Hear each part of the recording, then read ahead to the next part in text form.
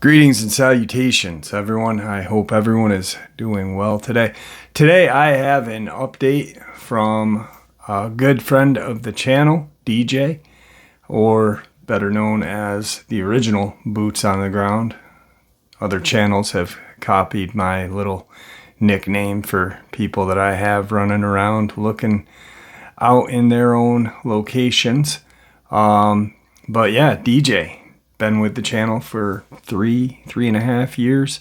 Tazewell, Buchanan County, Virginia, Mercer County, West Virginia. That kind of dangerous triangle. Well, he's got some very horrifying experiences to share with us tonight. Also, a few pictures. Before we get into that, though, a couple links. As you know, I rely on Patreon, PayPal, and the merch to help the channel to continue to grow and go. Links to Patreon and PayPal are in the description below, merch displayed directly under the video. Also, Dogman Frightening Encounters of Volume 1 through 3, the audiobook versions. They were written and researched by Tom Lyons, narrated and produced by me, Jeff Nadolny. Those audiobooks are available on Audible, Amazon, and iTunes, the links to which are also in the description as well. And finally, last but definitely not least, if you'd really like to help support this channel to continue to grow and go, simply subscribe. It doesn't cost you a cent. Click that like button. Takes half a second. If you don't want to miss out on any of the informative uploads I put out daily, click that bell icon and please leave a comment. Why? Well, because all these things, they really do help this channel to continue to grow and go. And folks, they definitely matter. Now, everyone, I've taken far too much of your time. Let's get on with today's upload. Shall we? All right, everybody. Tonight I have a subscriber and friend who has been on the show a couple different times, and he lives in the vicinity of Tazewell, Buchanan counties of Virginia, right close near Mercer County, West Virginia, where it's been a hot spot for the last couple of years. Actually longer, and he has shared a lot of information with me and you guys out of that area. And tonight I have DJ with us. DJ, how are you, buddy? Pretty good, Jeff. Awesome. So you and I first met a while back because of the channel, and then I started to look into a lot of these weird cases last 2 years ago, when it seemed like there was a real major upswing of disappearances and then bodies being found in Tazewell, Buchanan, and Mercer County, West Virginia. You were right in the kind of mix of everything, and you moved up into the mountains a little bit. And but there's still a lot of weird lore in that area, and anyone who is from that area, and I do have subs that are from that area, not just you, have commented, hey, you know, this place is pretty crazy. There's a cave system that you and I had talked about, and another subscriber.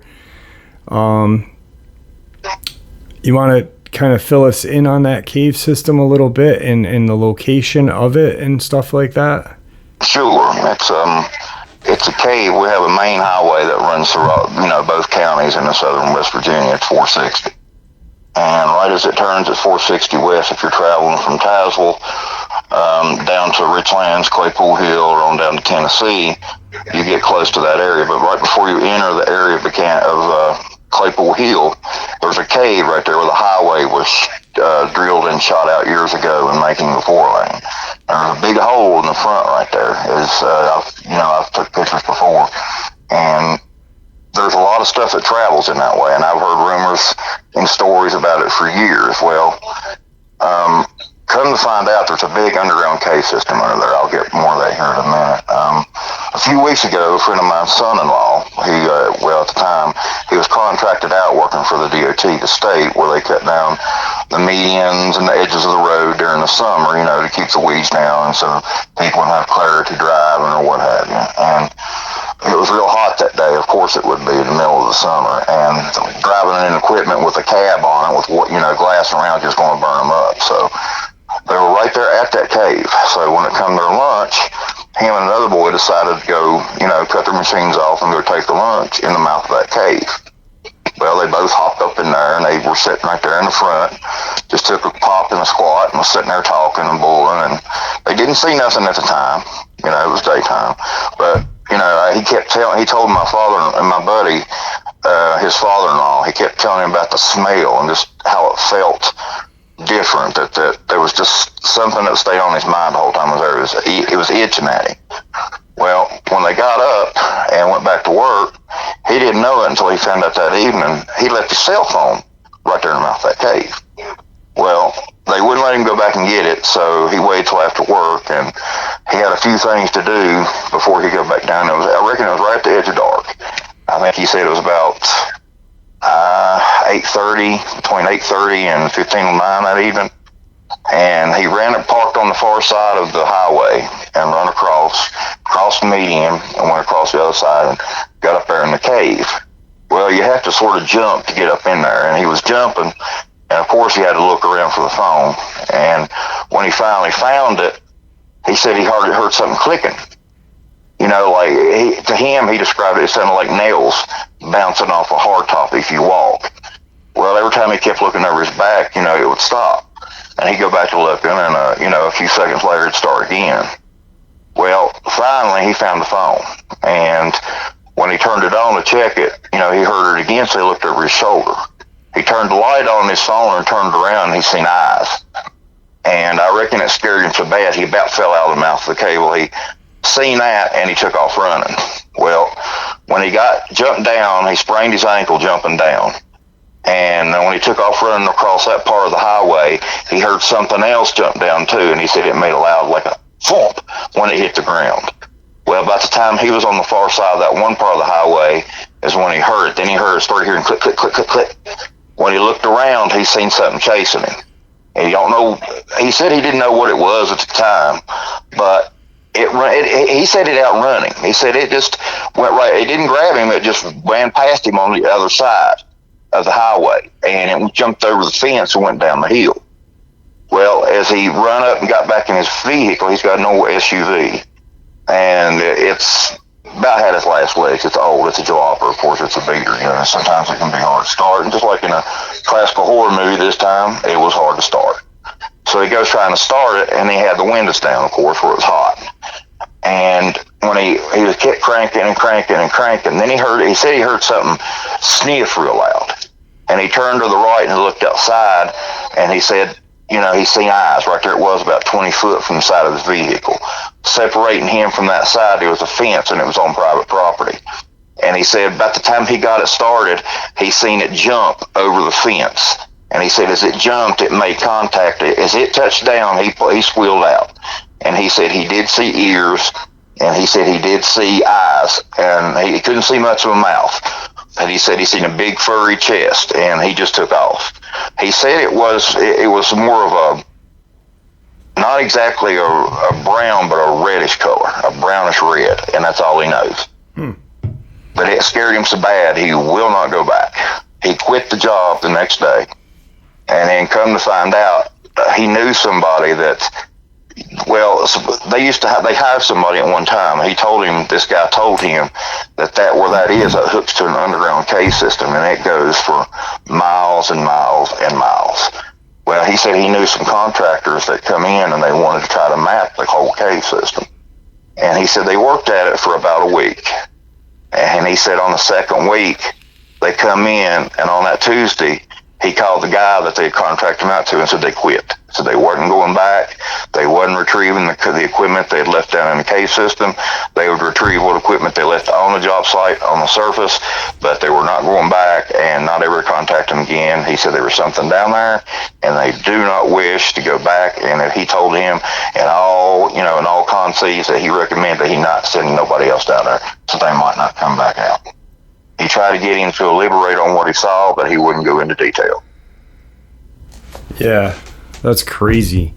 That cave system is, you had taken some pictures, which I'm going to share, which Yes, will sir. be what everyone's seeing right now. There's a lot of little cave systems in Tazewell. And, All over. yeah, is that one, I believe, is where one of the bodies of I forget offhand who it was, but he was found in one of those cave systems, wasn't he? Yes, sir. He sure was. And that And it was was- like the day that, pardon? It was. You were right. It was the day they had all them cops out and stuff. You already knew about it. Facebook, yeah, pretty Yeah, much. matter of fact, you contacted me, wanting to see if I knew anything, and they had found that boy's body right in somewhere close to that area. They wouldn't give the explicit place where he was found, but it's the same daggone cave system. Yeah. Yeah, that's really bizarre that they shut down the whole trail on Facebook. They said if you see, law enforcement, don't disturb them, let them get going with their job and yada yada. And sure enough, Right. they found the bodies. And try to explain it as suicide, and I know better than that. Yeah, that was crazy because I think there were like at least 6 people within, I 2 think months of each other. 2021 and 2022, there was a bunch of missing people and a bunch of deaths, and that they ruled them all that way. And like you did, you put that little bar together where they were all close to the same age. They all had made mistakes in their life. Most of them were former addicts at one time or another, but were doing better. And they all fit in that same bracket. Yeah. Yeah, they were 23 or something years old or something like that, I remember. Yeah. I think it was like 23 to 35, and they all was in that same bracket. Yep. And it's like you said, it's like they was doing a trial run, and they were targeting certain people. Yeah. Yeah. That's that's not good. In that cave system that where you had commented on a stink there that day that you had taken a picture. Yeah, there was a stench there that's, I don't know if it was death, but it was like almost like death, but it smelled like a manure in a barn that had been there for months. Yeah. With the smell of rot. Yeah, that's unbelievable. There was is that cave system in anywhere located to where that pale demon, what we call crawlers, was, or is No, that far? that's far and gone from there. That's over in Buchanan County. Okay. But like I said, that's over there where all them old mines and stuff are. So I'm sure, it's on the same system, just in another county. Yeah. There's just been a lot of strange. There's that guy that disappeared on Turkey Hill or Turkey something. That old guy that walked on it out of his backyard into a trail and never was seen again. They still haven't found. Geez, I'm crying. The Ramey girl still has not been located. Yep. And that's right over in here. Or that guy from like 12, 15 years ago, the hunter there. I know. Gary. I'm not even going to attempt to remember. I don't want to. Gary. No, it wasn't Gary. It wasn't Gary. But I know his name. Yeah. But yeah, he's been gone. His last name was Smith. Yep. He's been missed. Yeah, like you said, for almost 10, 12 years. 15. They still I haven't think. found him. 15, around there. It was a while. Yeah, he's been gone a long time. Yeah. Have you heard anything on your friend there, that the farmer that we had on one time that had impaled that juvenile dogman? Yeah, that juvenile dogman. I've talked to the old man a little bit, but I've more or less wrote off the son-in-law because I went after that night. He showed his ignorance and told a bald-faced lie when his father-in-law was telling me the exact story. The boy told me the opposite, and he told it on national area, you're on your platform. And, I should have kept my mouth shut, but I called him out, and he's been mad at me ever since then. I blackballed him. I had no use for him. But the old man still says, yeah, there's things still going on around there. He said it's not been the same since that happened. Yeah. He said the deer population has moved on. They've lost their pets. They've got one little dog and two cats, and he said they stay in the house 24/7. And if when they do go out, they're both, he escorts them everywhere he goes to use the bathroom with a gun day and night. Things rattling at night, barking, howling. He's went as far as to even heard things about. He said the barn is about 60 yards from their house. And he said he goes out there sometimes at night, and he said he can hear stuff jumping on that old tin roof and running, jumping on the barn and jumping off when he walks out on the porch. He said it's not been the same since then. Yeah. So is that where in location would that farm be to where those cave systems were? That's in Mercer County. That's in Mercer. Okay, that's right. Yeah, in West Virginia. It's about, 25 minutes from there, between 20 and 25 minutes by the highway.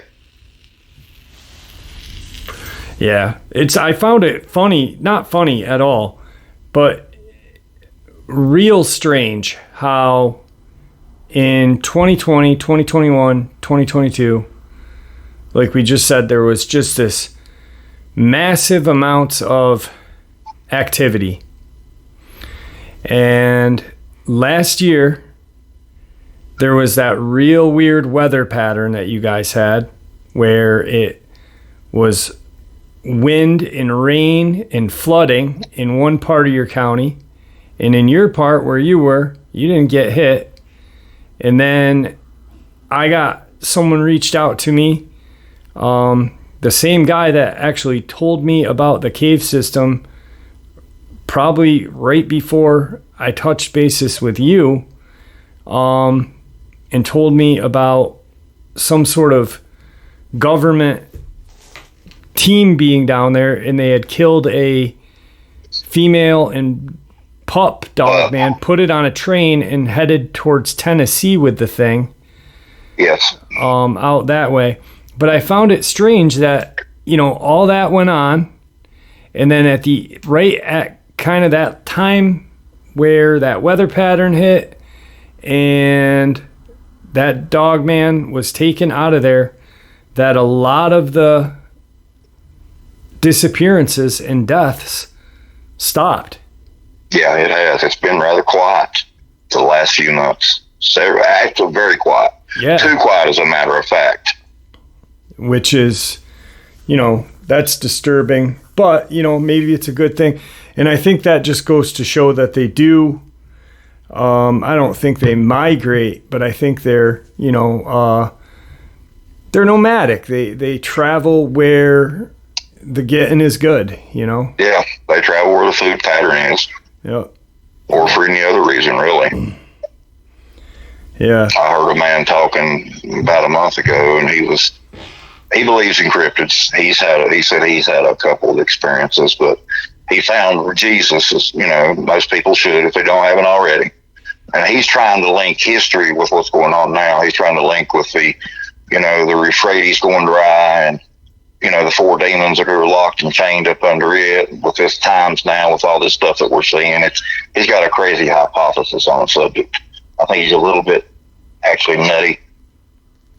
But anybody's trying to use any excuse they can to try to explain things. Not to say that what's not going on now is biblically related. A lot of it is, but he's far out. He's far left field.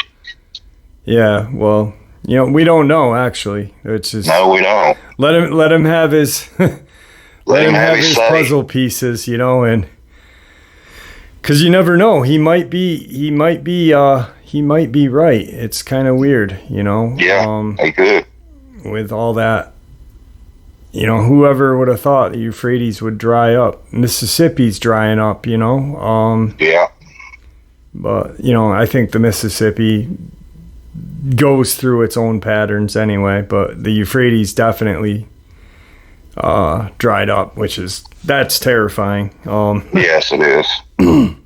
that anyway, back to the cave there, that guy that I had talked to a while back, he had told me about this fox looking kind of dog man. And then when you just talked about that young man seeing what he saw, and he said it was kind of a reddish brown, that kind of popped out at me. You know, maybe it's that same creature that guy saw a couple years back.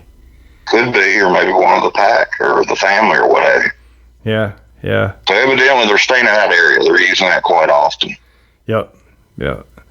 And like you and I had said, it's a prime location. You're on the highway. There's, they don't have to really go too far. Roadkill is right there. There's water sources, especially if there's an underground cave system. There's going to be water sources under there. Exactly. Traffic, killing, deer or whatever. And there's a major waterway across the road there, across the highway. Yeah. It's everything they could ever want. And that cave, just the pictures that you guys are looking at is the ones that DJ took. And it's just you can see the claw marks on the cave there. And it's just a weird looking place. I remember when you went out there and I was like, dude, you need to be careful. Yeah, and I had a big head, but I got smart. I didn't go back. Yeah. So no activity in your neck of the woods there? No, sir. It's been extremely quiet. Good stuff. Good. Everything's the way it should be. Yeah. But like you said, they're nomadic. You can turn right around an hour from now and all hell will break loose. Yep. I think it's real strange how, and I was deep into looking at all those cases, because it really had me curious of what was going on. First and foremost, I got a friend that lives there, you, and right. I want to know what the heck is going on. You got all these, Richard Timothy Honecker, when they found him in that culvert, was just, and then that police officer, when I called the police station, he let it slip that there was another body found that same night with him. And exactly. It's never been in the news ever. Nope, never been publicized.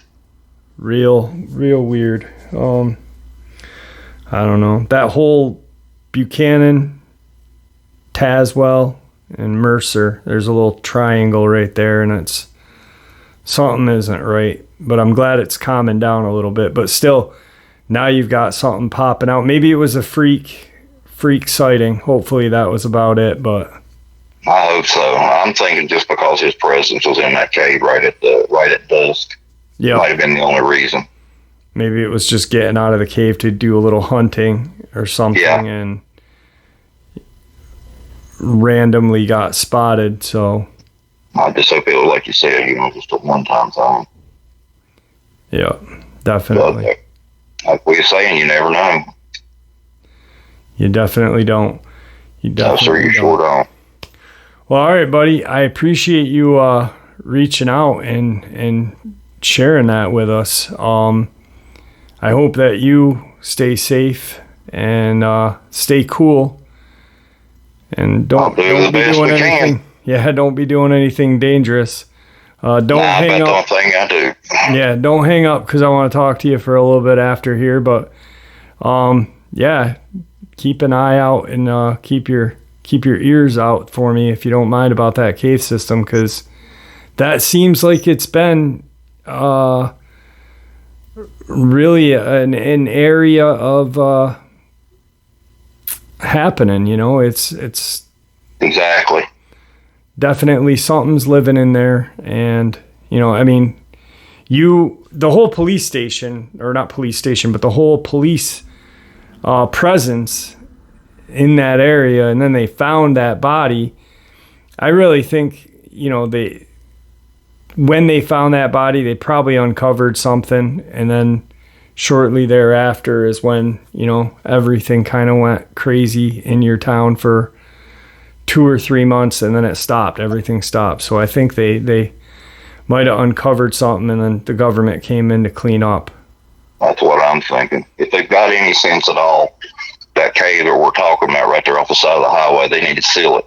Yeah. However they do it, they need to seal it before they have something really, really bad go down. Well, if I'm not mistaken, that cave system was created when they blasted through to create the road, right? Yeah, exactly. When they drilled and shot that side of the high wall right there it was. They split the cave wide open. Mm-hmm. So the best thing they can do is seal that thing. I mean, pull it full of concrete, do whatever, have a small controlled explosion with inside of it, but they need to seal it up one way or the other. Yeah, I don't disagree with you at all on that. Or if that's too much, just drill it and put bars in it. Yeah. But if they don't do it soon, something's going to happen. Yeah. Controlled explosion, I think, Exactly. So, all right, brother, don't hang up. I want to talk to you again a little bit. Thank you for coming on. I really appreciate it. And try to stay cool this hot summer that we're coming up on. Will do. All right, brother. Good talking to you. You too. Bye-bye. Bye. All right, guys. Some very interesting and amazing information out of Tazewell, Virginia.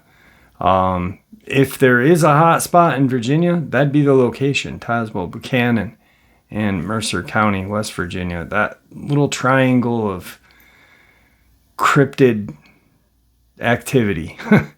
Anyway, I wanted to share with you guys his first interview, the interview that he shared his encounters with us, the first time we ever heard from DJ. Here is that interview. All right, guys, tonight I have a subscriber who I spoke with just recently, and he was on his way to a doctor's appointment in the early morning out in Virginia, and he had an encounter with not one, but 2 Dogman. Jay, how are you tonight? I'm doing pretty good, Jeffrey. How are you? I'm doing well. So I'm going to probably just hand you the floor, and that way you can tell us what happened, and if any questions arise, I'll cut you off and ask away. All right, buddy. Sure thing. All right. Thanks a lot. Here we go. Okie dokie. Well, Jeff, I had a lot of appointments Wednesday. I had a few appointments away from here, one in Abingdon and one in Bristol. So I had to leave early that morning. So got up real early, wee hours, and pulled out of the driveway about 10:15 after 4 a.m. that morning. And I take a back road across from where I'm at to hit the 4-lane to go to the interstate. And as I was going across this back road, it takes about 10 minutes, and it's rural. I mean, it's way out in the sticks, so to speak.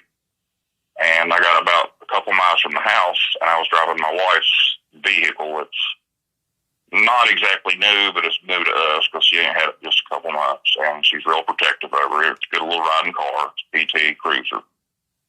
And I was going around this big long curve.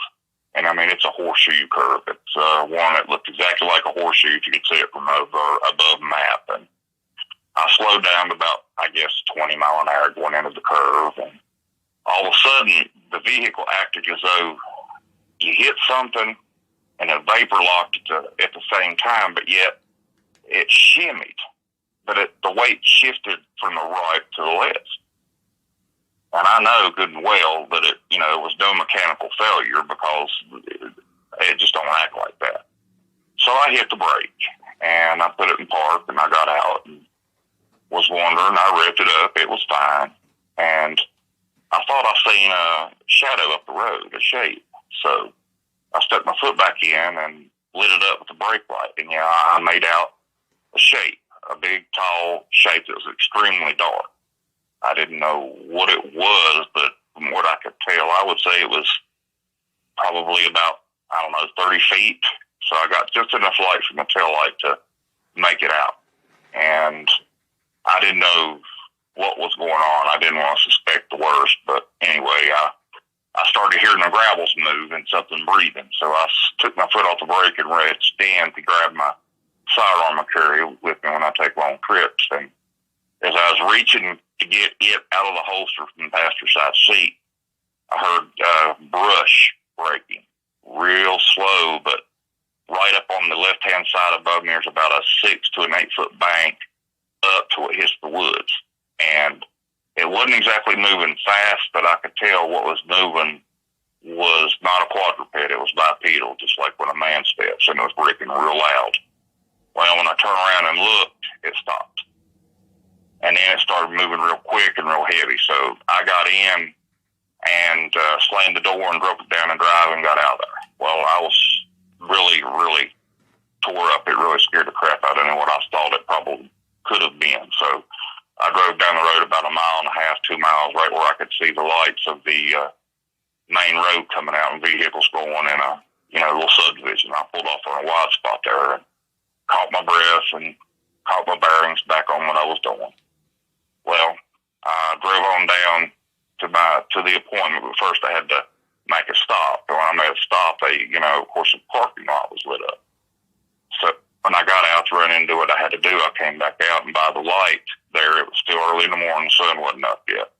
I walked over to the side and, checking. And right there down here, with the heat and then humidity, you've got dew on the vehicles early in the morning. It takes it a while to dry off. Well, you could see a print right there where it went through the dew and under that first fine layer of fine road dirt right there. And it was just starting to dry, but there was what I could make out. There was 4 fingerprints. And it looked like it had drugged, I don't know, it rubbed probably 1.5 feet before I guess what it had did. It had let go of it, or I just, it couldn't stop it, or I went by so fast, I don't know, but you could make it out. And what I could tell, they were long fingers, looked like about 2 inches longer than mine, what I could make out.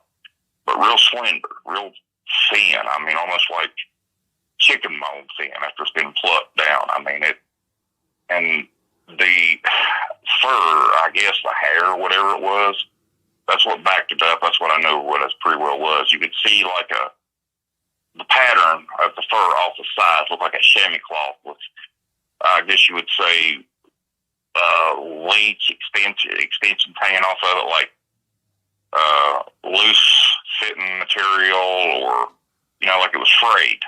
And I could tell that was the hair. And then right then and there, I knew what I had seen and I had come in contact with. But one of the reasons I know to get out of there, I mean, I'm not an idiot, but at the same time, I'm not a coward. One, I know I had the gun, but two, the caliber weapon that I had that morning is a decent weapon as far as carrying around if, you have any trouble with, a human or a perp trying to stop you.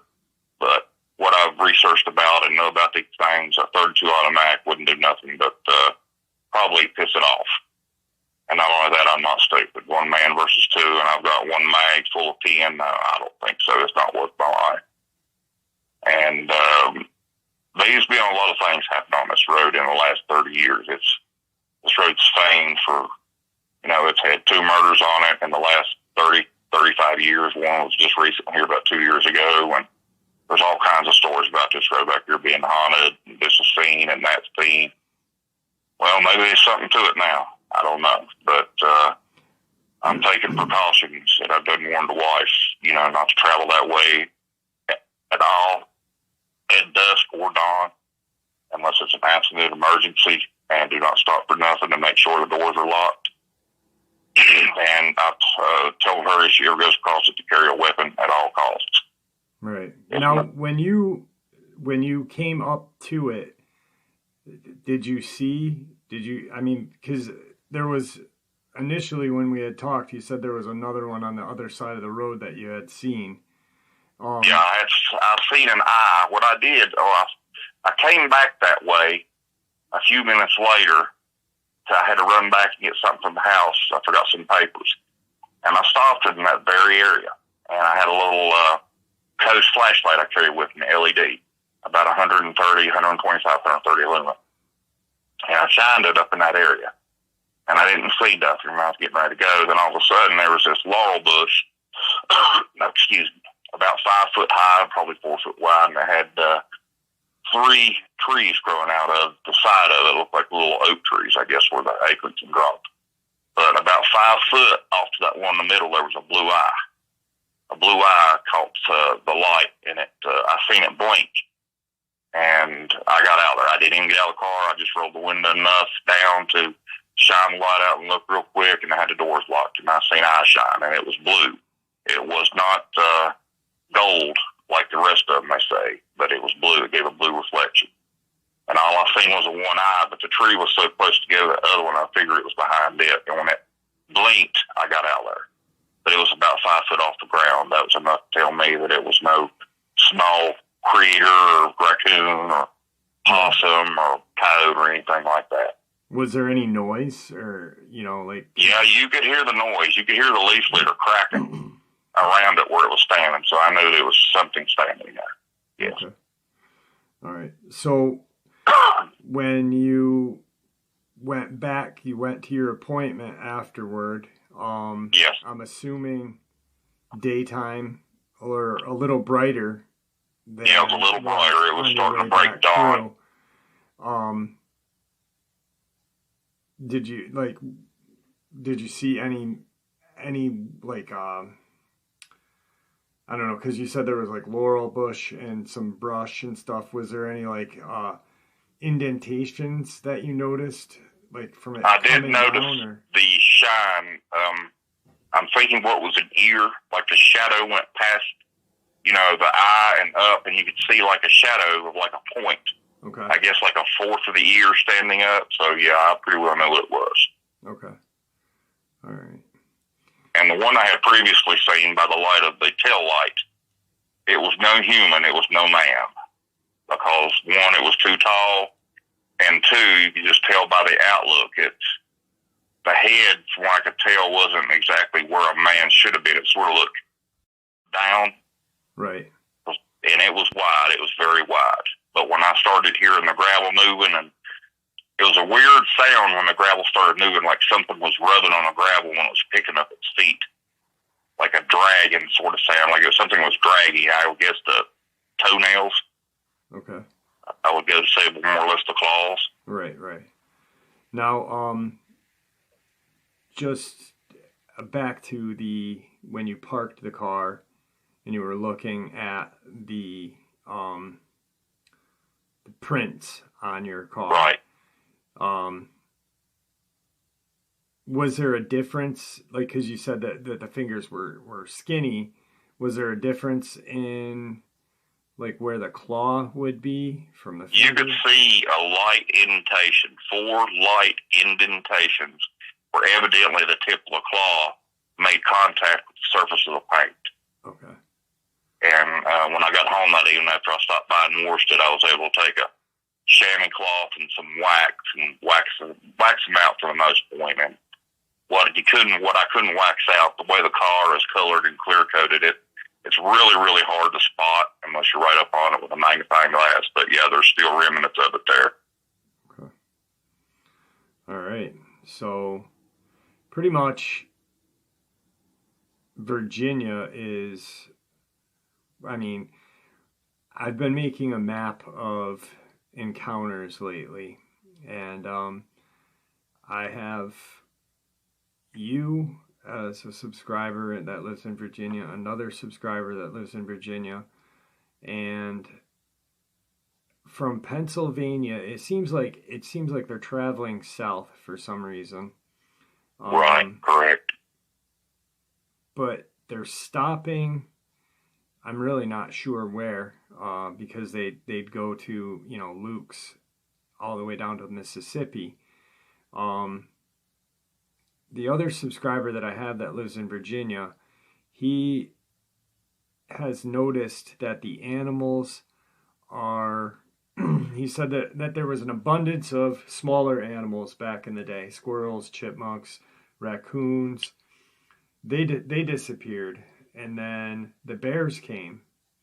Right. And now the bears came off the mountain, so I'm thinking that these things are coming from the north and going south using these ridges and stuff.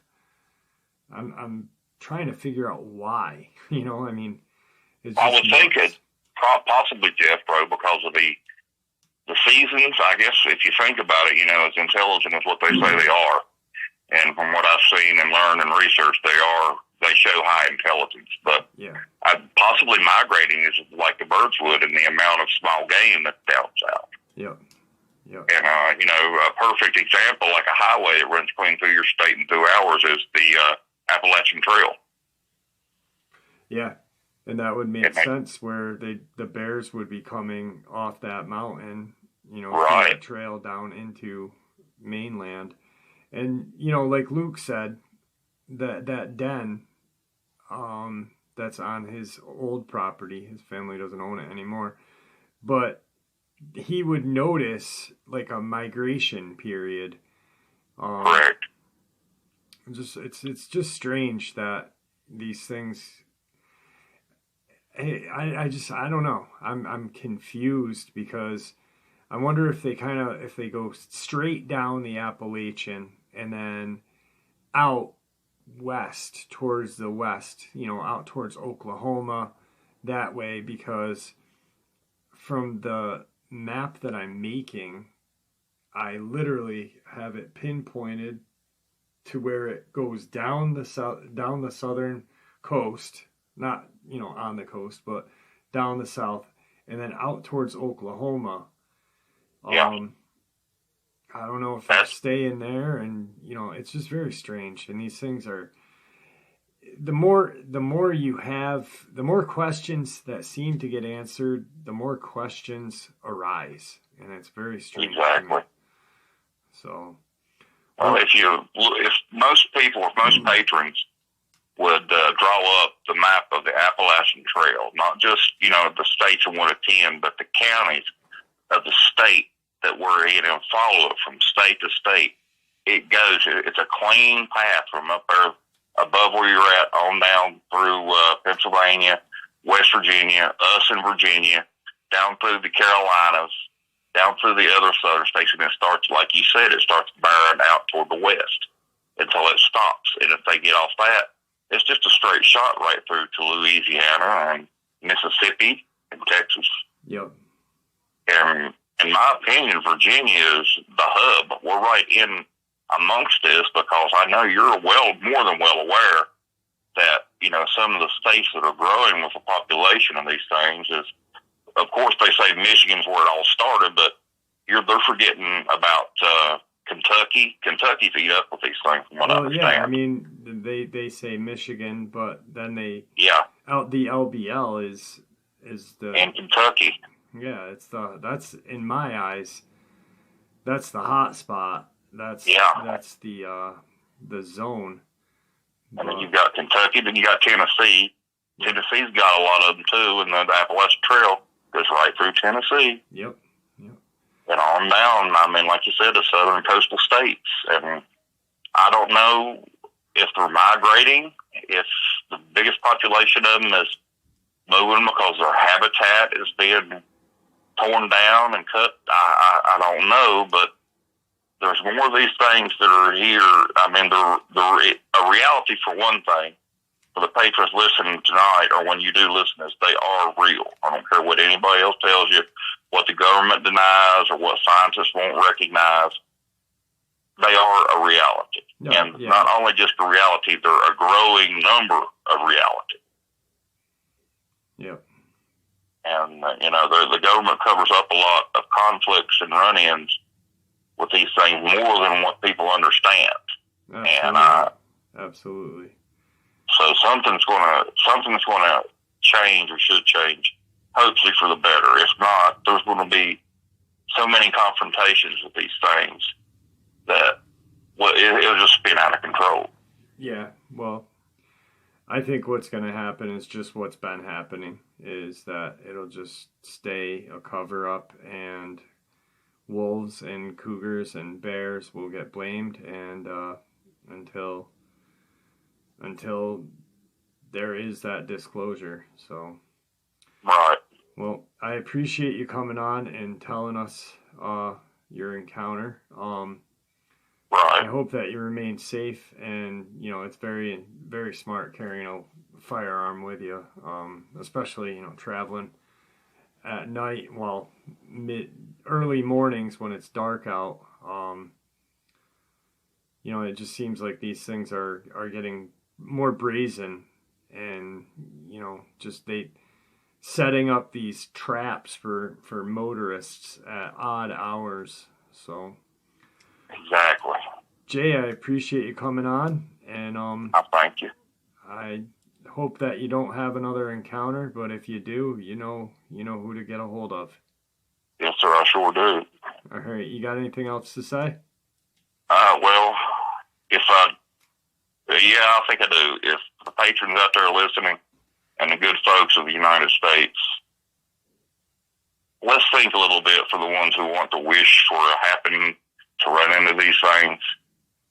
I wish you would really think twice about it. And for the ones pursuing them, I would not recommend doing it, even for the most seasoned of Bigfoot hunters, because these are a beast of a different nature. And for the rest of the world, the ones that even try to pursue it or even thinking about if they wish to, think with your head and your heart for a change. Don't think of what's happened to me and others. I'm sure they're not all evil. I mean, there's good and bad in everything, including the human race.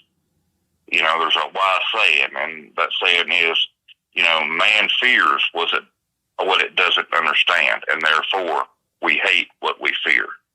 And it's just human nature to try to eradicate what we fear. So let's take a few minutes to think real strong and hard about if we want to cast the first stone. But that's about all I have, Jeff. All right. I appreciate that, and I wish you nothing but luck and the best. Thanks for coming on. Thank you, Jeffrey. Have a great night. You as well. Good night. All right. Bye-bye. All right, guys. I hope you guys enjoyed today's upload as much as I enjoyed sharing it with you. It was awesome hearing from DJ. I haven't spoken to him in a while with everything going on.